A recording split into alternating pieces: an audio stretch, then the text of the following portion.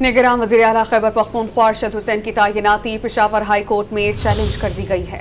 مزید جانتے ہیں ڈان نیوز کے نمائندے عبدالحکیم محمد سے۔ عبدالحکیم بتائیے گا کس کی جانب سے تعیناتی چیلنج کی گئی ہے اور موقف کیا اپنایا گیا ہے؟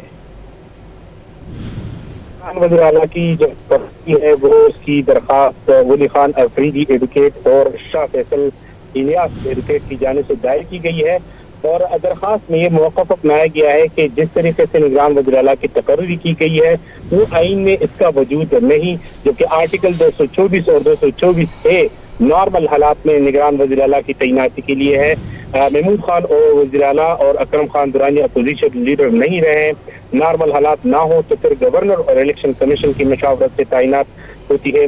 درخواست میں مزید یہ کہا گیا ہے کہ گورنر الیکشن کمیشن کو نام ارسال کرتے ہیں اور الیکشن کمیشن تقرری کرتا ہے، اس لیے پشاور ہائی کورٹ سے درخواست کی گئی ہے، اور ان کی درخواست میں یہ کہا گیا ہے کہ ان کی تقرری کو غیر قانونی قرار دے کر کروایا جائے، اور جس طریقہ آئین میں ہے الیکشن کمیشن کے ذریعے اور گورنر کی مشاورت سے کی جائے۔ جی عبدالحکیم محمد، بہت شکریہ آپ کا۔